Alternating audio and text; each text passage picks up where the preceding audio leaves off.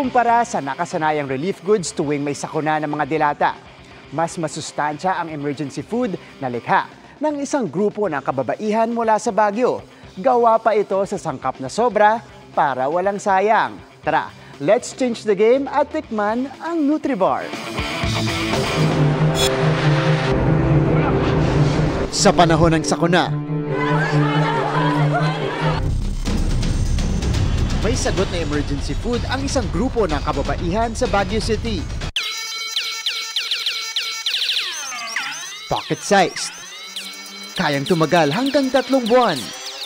At may homegrown local ingredients. Yan ang Emergency Nutrient Bar o Nutribar. Nagawa sa surplus na saba at munggo. Ilan sa pangunahing produkto sa City of Pines. Wala raw isang oras ang paggawa ng Nutribar. Kung paano yan, watch and learn. Isa rin sa kultura kasi yung ayaw. Ibig sabihin, wala sanang masasayang. Ano kaya kung subukan natin na gawin yung munggo at saka yung banana. Matapos po natin paghalu-haluin itong mga ingredients, ito na yung nag-iitsura niya.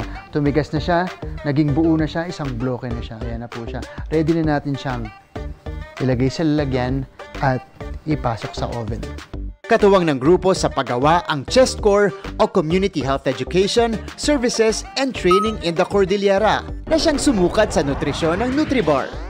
Una na nilang ginawa noon ang pulverized na saba bilang medicinal supplement. At noong 2023, sa tulong ng Pinovation Academy o Pinoy Innovation Academy na proyekto ng Center for Disaster Preparedness Foundation Incorporated, napondohan ang paggawa sa Nutribar. Ang isa sa pinakamatinding criteria namin ay dapat ito'y community-led. Kailangan nag-a-address siya ng problema na galing talaga doon sa komunidad. Dumaan sa DOST.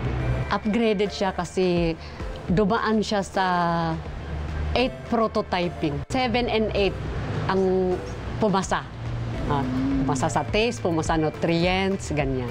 Kaya medyo matagal din yung dinaanan ng proseso. Pumasa rin sa Philippine Recommended Energy Nutrients Intake o RENI ang Nutribar, na angkop sa panahon ng sakuna. Ito na ang finished product, ang Nutribar. Tara, tikman natin. Hindi siya masyado matamis at nalalasahan natin yung combination ng banana tsaka munggo. Sa ngayon ay tried and tested na ng ilang ahensya ng gobyerno sa Baguio ang Nutribar.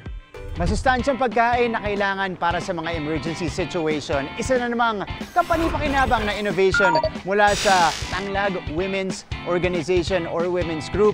At kapag na-roll out na to, kapag napulido pa ang kanilang produkto, mas marami pa po ang matutulungan mga Pilipino, lalong-lalo na sa panahon ng sakuna. Para sa GMA Integrated News, ako si Martin Javier, changing the game!